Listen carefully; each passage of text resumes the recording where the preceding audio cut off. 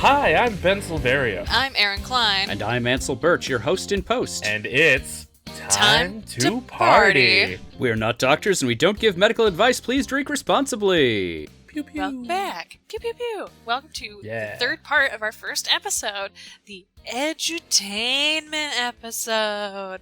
Let us edutain you about things that we learned inside the Terminator. If this is the first episode you're listening to, congratulations. I don't know why you picked part 3 to listen to first, but you're my kind of people. Yeah, party people do what they want. That's right. March to your own 90s drum. But if what you want happens to be listening to these in order, then you know that we've been talking about the Terminator for the past few parts. That's absolutely right. We've been talking about the 1984 James Cameron classic, The Terminator. In our first episode, we created a drinking/smoking game. In our second episode, we talked about the movie and how it holds up and what we think about it and its cultural impact. And now, in part 3, we'll be taking you down our lazy river of edutainment as we've each picked something from inside the Terminator that we'll be elucidating you on further. Yeah, so because Erin is so good at this, I will go first. because my lazy river of edutainment is like a small playground version of the attraction, whereas Erin is like a full-blown Disney production with Avatar, which also is a James Cameron movie. Ooh, pulling it Full together. circle. Hey! Tell me about your edutainment. Okay, so while I was watching The Terminator, I was thinking of all of the cool bits of technology that could have came from this movie, but the one that stood out to me was the shotgun. Really? So, Wow, yeah. I would not have picked that. I'm cool. I I'm don't know interested. why, but like the shotgun is always seen with the Terminator, in most images of the character. And just, I mean, like, I'm by no means a gun person, but just like it's become iconic and synonymous with the franchise. So I just did some digging into the shotgun that the Terminator uses. He uses the what's it called? The pump action shotgun. Yeah, pump is action. the type. Yeah, it makes it sound like a toy to me, just like, oh, Nerf gun, but this is way more dangerous. I like that you said that so casually. This is more dangerous, clearly. Like, yeah, I think so. I think so. Just in case you weren't aware. Right, in case you were confused that a Nerf gun is less dangerous than a shotgun. Just in case. I'm sorry, please continue. No, it's okay. I'm ridiculous. I'm aware. So the modern development of the shotgun was created by gun designer John Browning. He worked for Winchester Firearms when he revolutionized the shotgun design. In 1887, which is way earlier than I thought this, version of the shotgun existed. That's when he introduced the model 1887 lever action repeating shotgun, which loaded a fresh cartridge in the magazine with the action lever. Before this, shotguns were the break open kind that you had to load one in each barrel and then shoot like that. But then that version, that was overshadowed by the end of the 19th century, because in 1893, that's when Browning introduced the pump action shotgun, which is now probably the most familiar version of the gun. After that, he went into the semi-automatic shotgun, and all that. But just the imagery of the pump, of the Terminator, made that stand out to me in particular. It was in doing my research for this little shallow dive, I was surprised that the pump action shotgun traced back to the 1800s. Like, I thought that would have been like a a later development. But Yeah, I you see know, that. Because when I picture like the Old West, which is what I picture the 1800s, basically up until 1900 to look like is the Old West. yeah, I picture what you were talking about before, the double load one that you like flip over and you're like Yep. ching. Yeah, but the idea, you're right, of like the pump action. It Also, I just made the connection that that's what the Terminator sound is supposed to emulate, is this pump action shotgun. Wow. I'm just like, oh, duh, yeah, it's like a Jaws noise. No, it's supposed to be the pump action shotgun, dummy. Duh. Yeah, that sound is like iconic, and I don't think of it as, I think of it as being something that's around in like the 50s. I'm also surprised that it's as old as it is. yeah. That's what I got. You know, I was All real right. curious about when that design was really introduced and made popular, and that was my answer. So Interesting. Have you ever shot a gun? I have never shot a gun. Not a real gun. I've shot BB guns, Oh, okay. like at the fair and stuff, but like I've never shot like a real gun. Mm. I feel like I would make an idiot of myself trying to shoot a pump action shotgun for the first time. Yeah, I've You never know? shot a shotgun. I'm a little worried about it because it has such a strong recoil too. I'm afraid and like I've popped both of my shoulders out in the past, and so I'm a little worried that I would shoot Oh, and wow. like fuck my shoulder up. So Yeah, and I think that's why it's so important that Arnold can do it with one hand, you know, because I think for real, that just that's shows how impressive. strong he is and how the Terminator is supposed to be. Mhm. So I just love that image of Yeah. you know, with one hand. I had a toy shotgun like that the rounds would actually pop out of the gun after you shoot it. That's a It was little a much very for a child's realistic toy. I don't know about all that. That seems like a weird thing to give a child, but it is kind of cool. Yeah, they did make sure that it was brightly colored and not at all real looking, thankfully, but Oh man. it's definitely a weird thing to include on a toy. What have you got for us, Erin? That was super interesting. Thanks, Ben. So I'm going to talk about phone books because they're such a central part of the movie. Wow.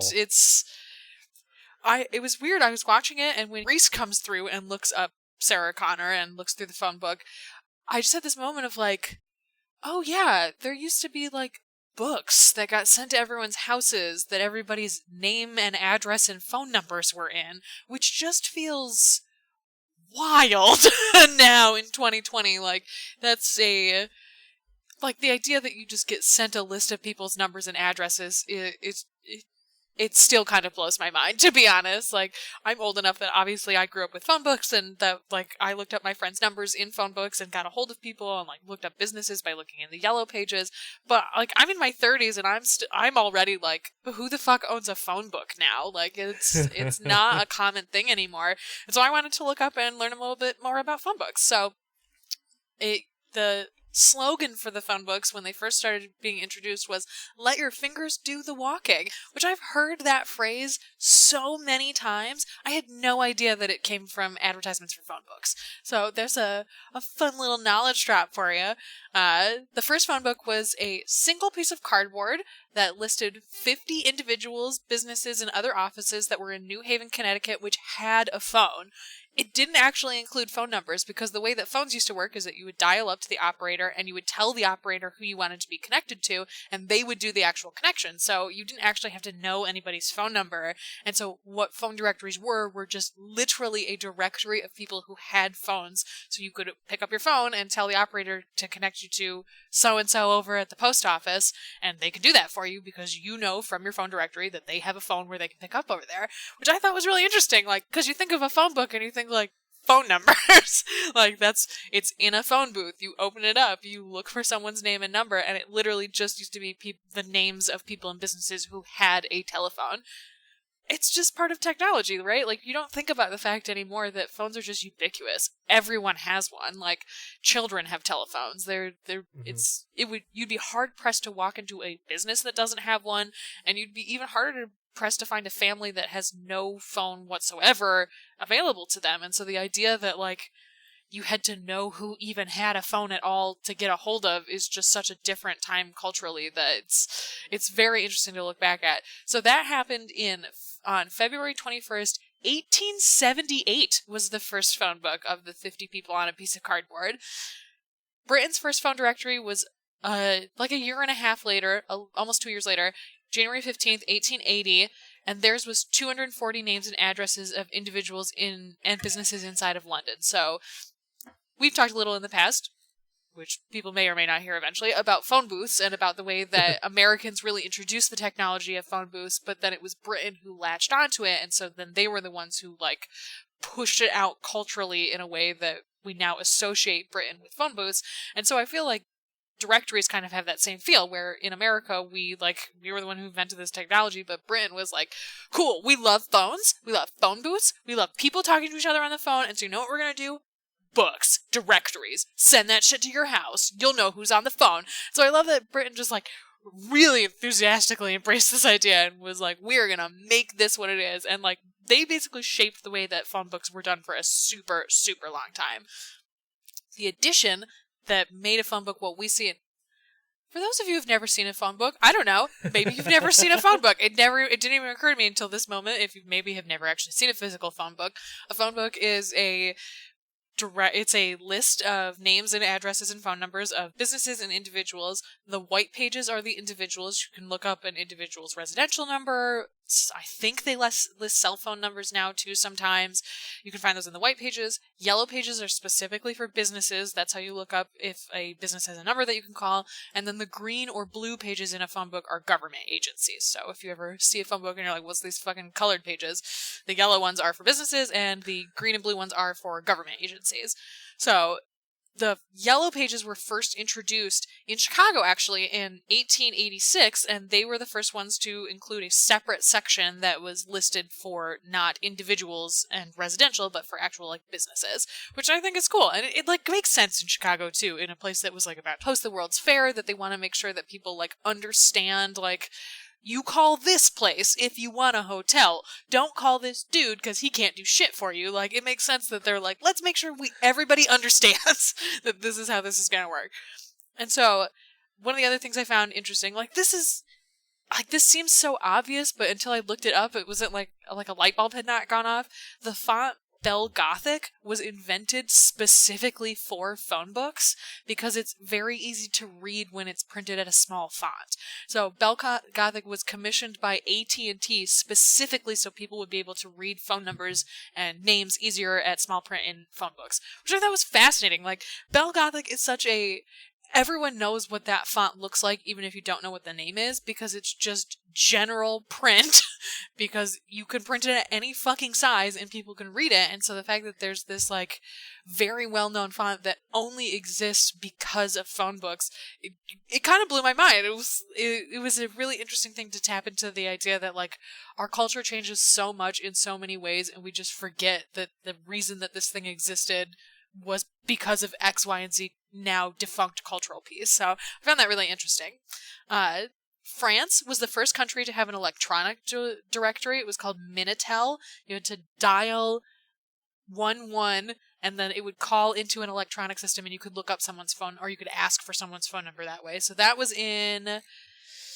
Oh man, I wrote down the year and then now cannot read my own handwriting. I believe it's 1986. It was at the very end of the 80s. I was surprised by how early it was, since it was at the end of the 80s.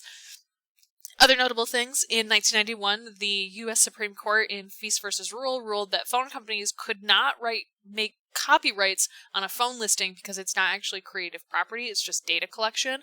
But at the time, phone books the people who printed them were worried anyone can print this. There's nothing that keeps us from having to share this, what would normally be patented information, because anyone can do this data collection. And so that's why after 1991, there's a shitload of phone books, because other people started making them and were like, oh, this is a thing I can do. Everyone has a phone book. I'll just get my company contracted out to this community and I'll be the one that distributes them there. 1996, the U.S. got their first electronic directories with yellowpages.com and whitepages.com, which I remember and used on my old family computer. That was the first time the U.S. had what we now basically know as ubiquitous is everyone just looks online for things. Like, that was kind of the first thing that pointed us away from using an actual phone book. And so, since 1996, the phone books still exist. They're everywhere. They still get sent out all the time. If you live in an apartment complex, they probably get delivered into your mailroom and then taken away 4 weeks later by the trash collection. But in 2012, a bunch of North American cities in America and Canada started to pass laws about, we don't want this anymore. We don't want unasked for phone books to be distributed because it's a huge waste of resources. It burns a lot of greenhouse gases. Like, climate change is real. It's a thing that we need to be considering. And I don't even know what to call it. They just call it an industry group, which I guess is like a super PAC before they called them super PACs.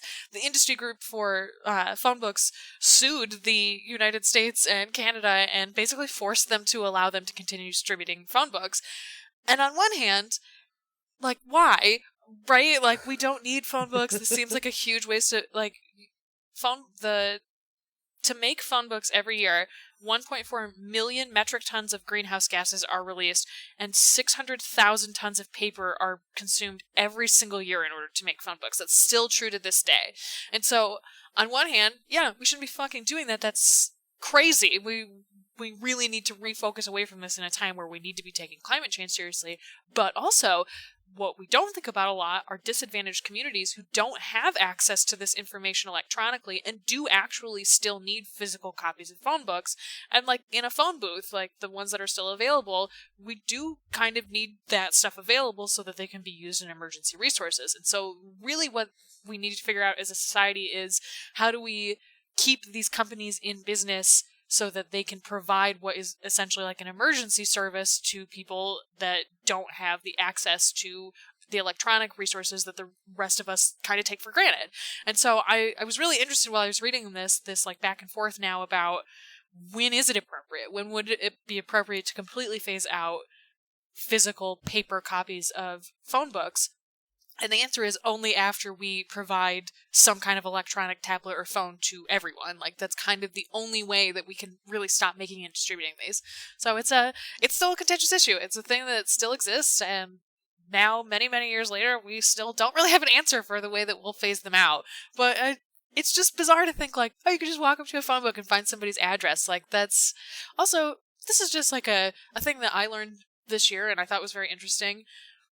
Your addresses are still publicly available. It's not just in phone books that they're listed. If you're registered to vote, anyone can find your address. And so I learned this year, and I think it's an interesting thing to share, that many people who have experienced domestic violence are disenfranchised by this because they can't register to vote, because then the people who abused them can find them.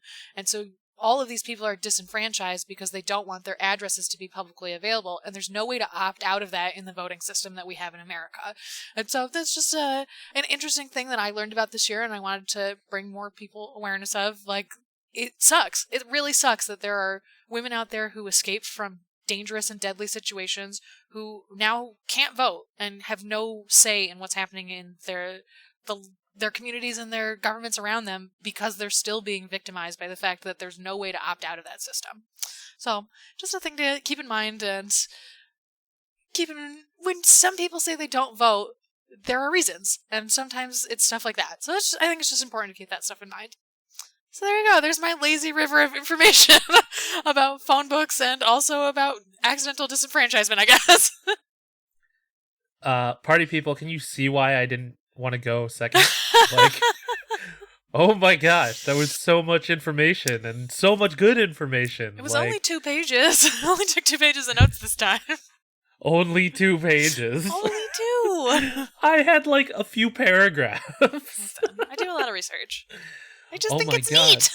No, that's so neat. Like, I can't believe how much waste phone books create. I know. If you like think about it, like, obviously, like, what? Yeah. People barely even use phone books anymore, but it is a really interesting idea that, like, we can't really stop making them altogether. There needs to be some kind of more climate change friendly way to produce this stuff, and like, I don't know what that answer is. I have no idea. 100%. Yeah. I always get frustrated when people ask for paper copies of manuals for their appliances, Oh my God. because most manufacturers post them online, so that they don't have to use the paper. Mm-hmm. But, some people are so adamant about having a physical paper copy. And I'm just like, you're not going to look at it ever. Mm-hmm. Like, what is the point of having this? But then, the thought does cross my mind, like, oh, maybe they don't have a computer. Right. Maybe they don't have email, which is like a hard thing to imagine right now. But like, you're absolutely right. There are totally people out there who don't have access to a device that could give them the phone book's information. Right, exactly. It's that's definitely a privilege that I have to think about more often, but Mm-hmm. like I'm still gonna get mad if someone asks me for a specific manual from the manufacturer and not printed out on paper from me, There because are that's certain kinds of goddamn manuals. ridiculous. If there are certain manuals where if people are requesting them, you're like, okay, you just had money that you burnt and lit on fire. Like, you don't need this manual. Like, that's definitely, I think, a different situation than. But you're right. Like, I think a lot of people jump to, oh, you can just find this online. But like, some people can't. That's a resource that we take for granted that is absolutely not everywhere, and not everyone can afford that or afford Wi-Fi in order to support this kind of devices, even if they have them. Right. That's why we need to institute public Wi-Fi. That needs to be a more widespread thing. Oh my god, absolutely. It should be a public utility. It's fucking criminal that it's not. Especially now. Like, we're in a pandemic and everyone's fucking working from home. Like, it has never been more clear that this should be a public utility. 100%. I like the idea of public access terminals. It's sort of like we talked about with phone booths, where like I think it's important to provide that kind of thing for people who need it, especially for like emergency type services. But then the question is, how do you keep that maintained, and who pays for the maintenance of it, and like, how do you make sure that you're putting it in a place where it's not going to get vandalized all of the time? Mm-hmm. And part of that is, if you don't provide community resources to a community and then you just throw a fucking terminal in there, like, of course they're going to get mad about that stuff. So in general, I think it's a good idea. And on Michigan State University's campus, they have, it's not really like a computer, but it is like an access terminal that is specifically for emergencies. And so that's what I always associate them with, where they're lit on the.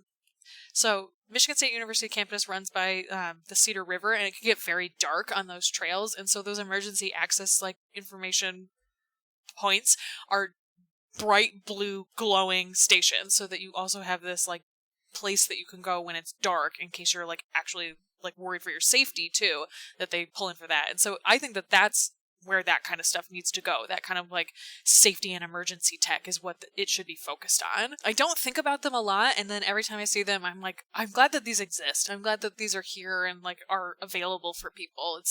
I think they provide an important service just in the fact that they exist and people know that they're available. Not gonna lie, when you said that they were lit, I was like thinking like, oh, they're lit AF. Oh. I'm like, oh, I guess they're cool. But they're lit. Listen, they're electric blue. They're here for your safety. It's lit. But also the other thing that I thought of for safety, like kiosks, I thought of Demolition Man. That kiosk that Simon Phoenix finds when he comes out of the cryo freeze, and that gives him all that information about where he is and his time. Like, not only is it a good exposition device, it does seem like that would be a very helpful portal, almost like a mall directory. Yes. I think having those strategically placed would be very helpful. I feel like bus stations is the way to do it, because then there are people who are waiting and like have that capacity to like use something like that. Or people are sheltered because they're in like a bus station and can use that a little more safely. Yeah, so I guess we are about out of time on the Terminator. God damn it, why did I let you do this? You can find us on the internet. I'm at NYD Urgency on Instagram. I'm at Silverio20 on Instagram and Twitter. I'm at Shanty Showtime on Instagram and Twaberry on Twitter. And you can participate in the conversation with us wherever you would like to do that by using the hashtag #2party. That's 2, the number 2, party. A huge thanks to Marlon Longid of Marlon and the Shakes for our theme song, and April Moralba for the podcast art. Well, party people, until next time, when we bring you another cool time travel-y piece of media, be excellent to each other. Party on, dudes! Air guitar!